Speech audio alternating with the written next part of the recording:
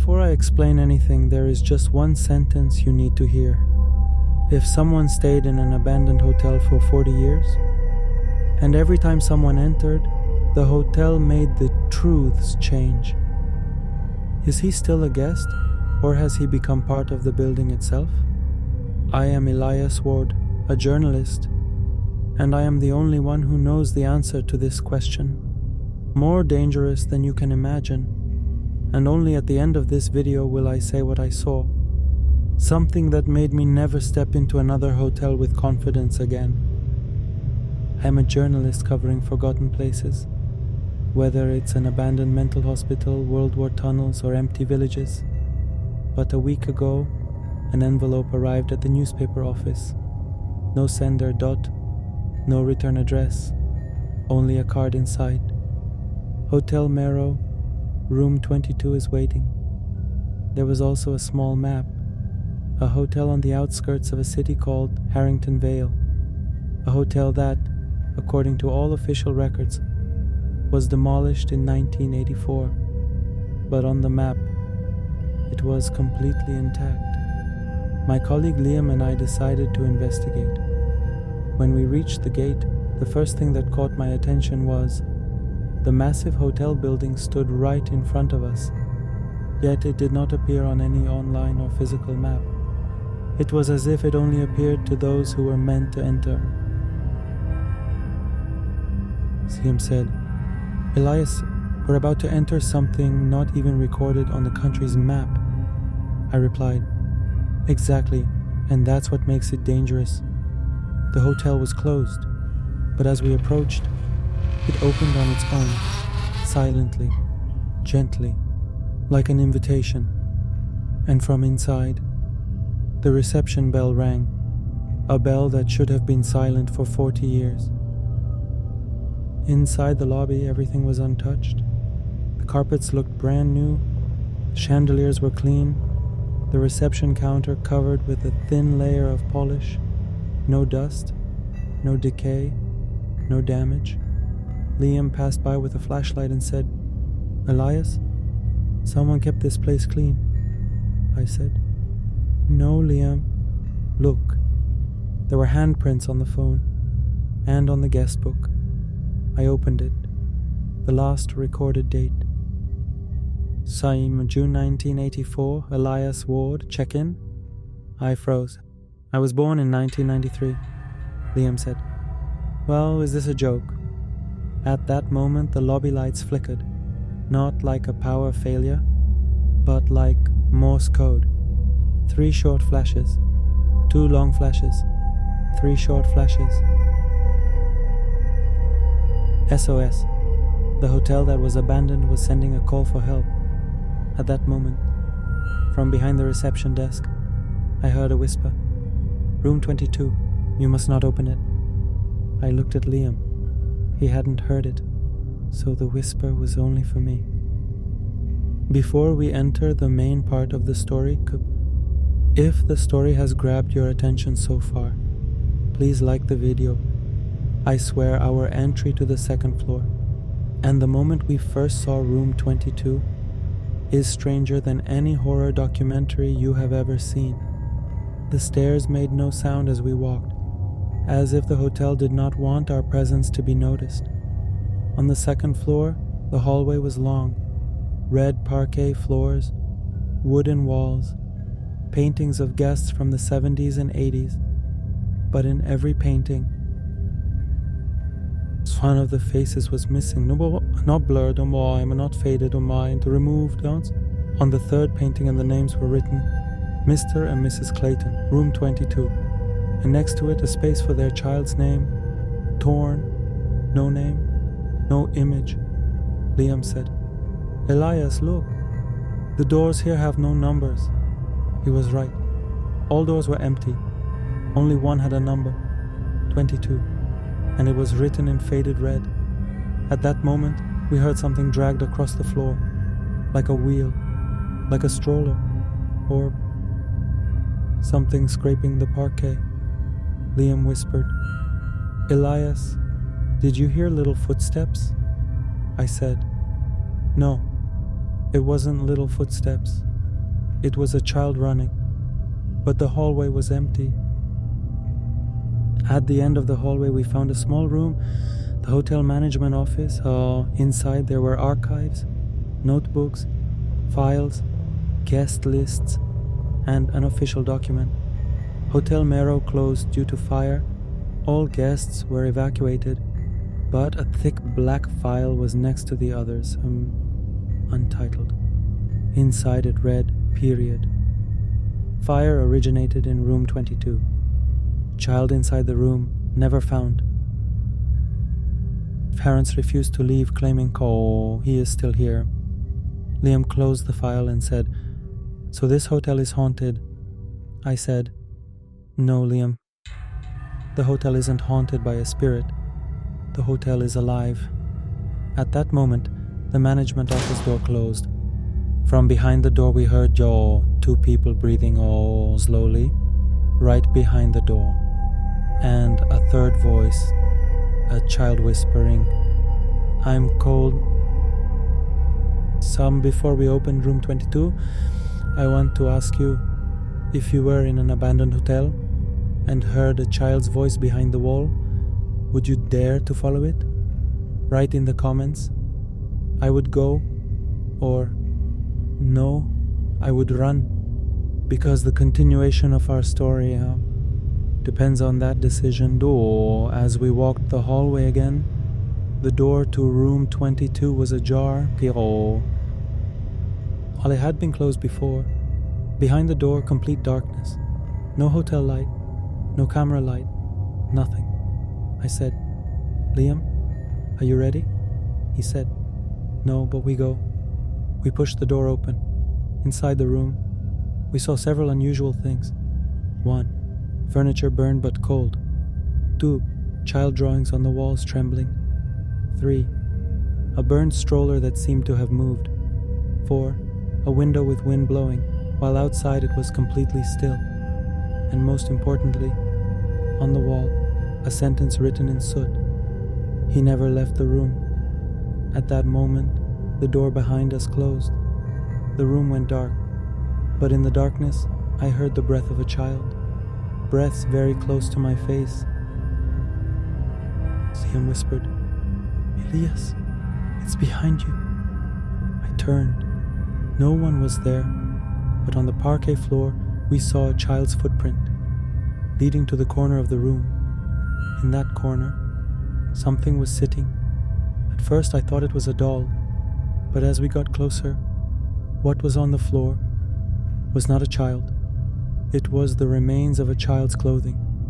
That seemed to move by itself. Liam stepped back. I lowered the flashlight and saw, inside the clothes, no human body. But the clothes were breathing, like a curtain moving in the wind. A childlike voice, quiet and trembling, said, "My mom said no one can see me, but you can." "Why?" Liam said. "Elias, what is that?"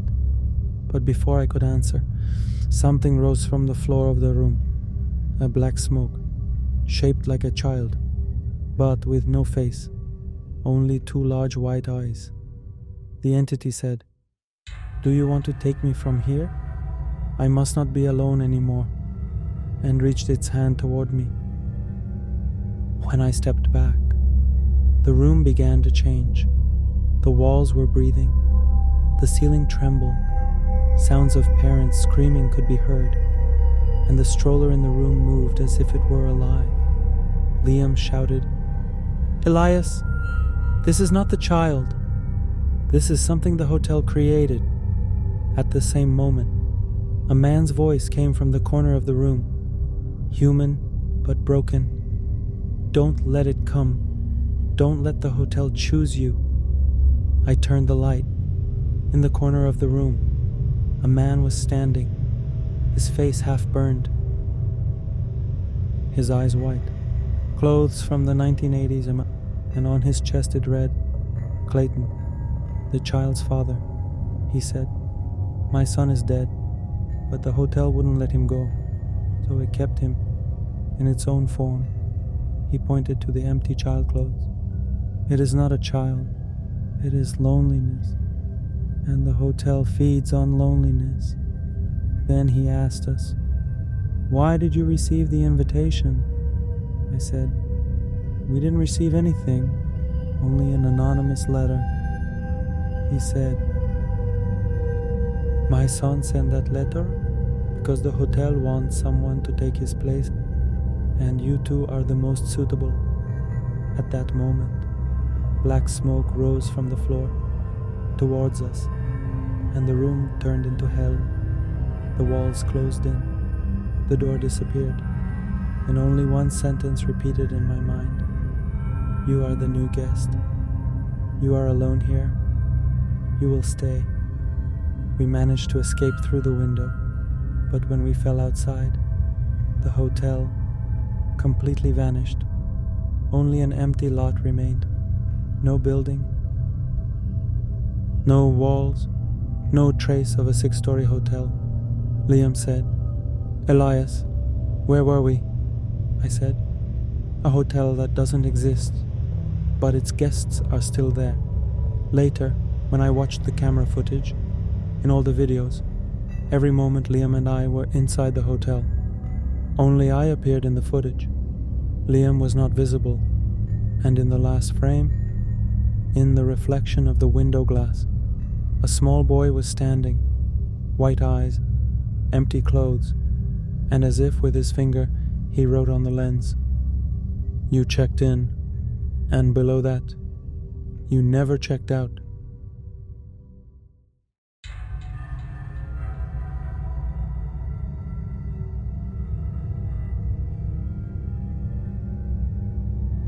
Before I start the story, there's something you need to know. By the end of this video, you'll realize the child hiding inside the slide wasn't a child at all, and what I found on my own clothes proved that the creature had been following me for a long time.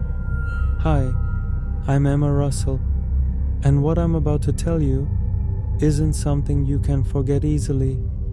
It all started on an ordinary afternoon, a day that became the scariest memory of my life.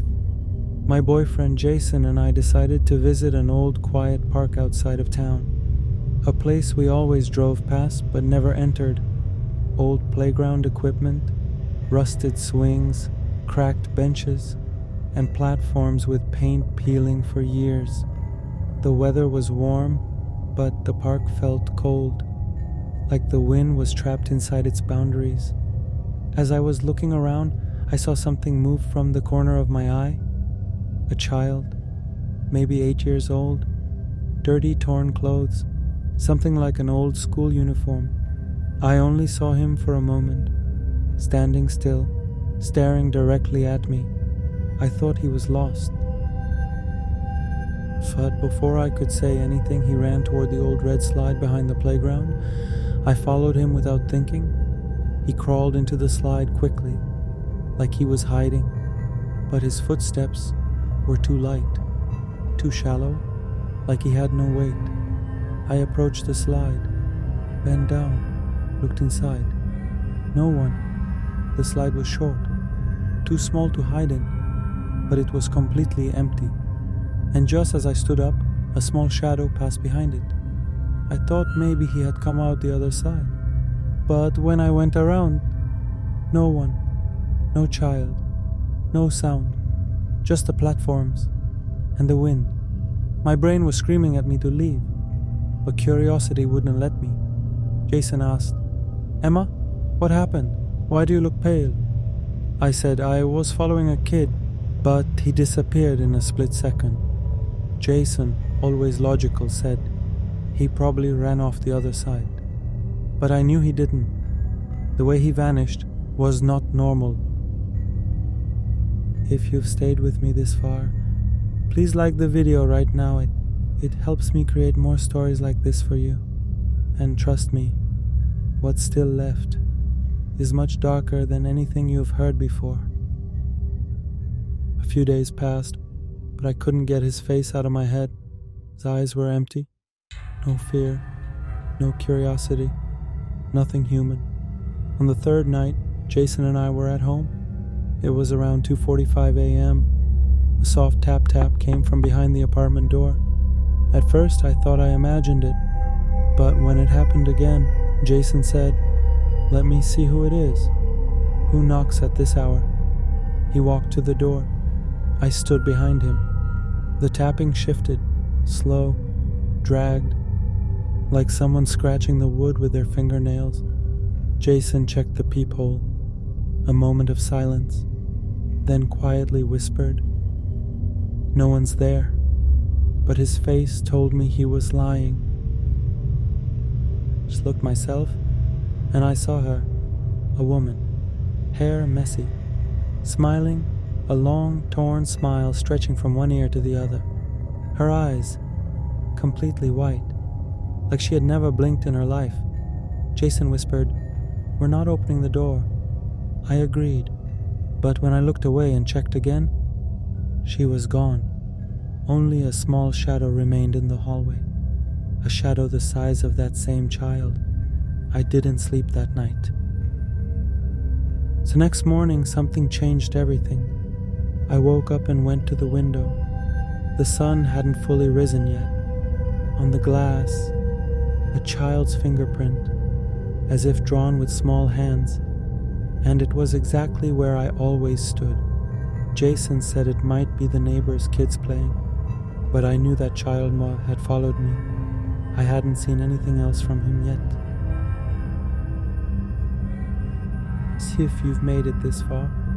Leave a comment and tell me, what do you think that child really was? A human? A spirit?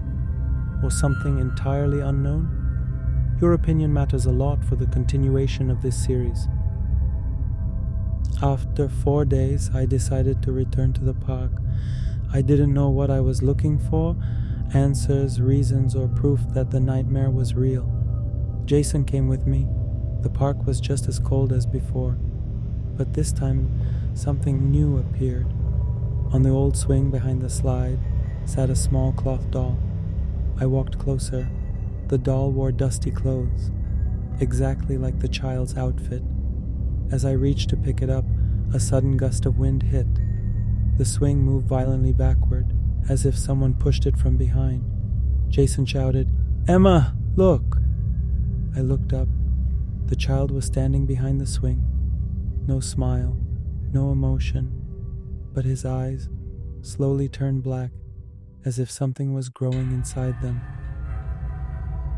I stepped back and saw the woman, the same woman from my apartment door, standing at the park exit. Same smile, same unnatural posture. Jason grabbed my hand. "Run!" We ran, but the sound behind us wasn't normal footsteps. It sounded like something being dragged across the ground. I didn't dare look back. We reached the car and slammed the door shut, panting. Jason said, "Emma, look at your sleeve." I looked. A small handprint, like soot or ash, still warm, as if touched seconds ago. Then I saw something else.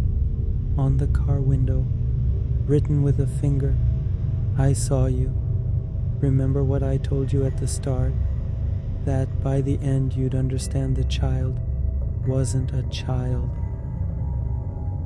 After that day, I did more research. I learned there had been an incident at that park years ago. A child went missing, but the body was never found. Witnesses only mentioned one common detail: a woman with an unnatural smile, always seen before someone disappeared. And now, that creature, that woman, and the thing pretending to be a child, knows who I am, knows where I live, because the last time I pulled my curtains, the previous fingerprint was still on the glass. But this time, and there were 3.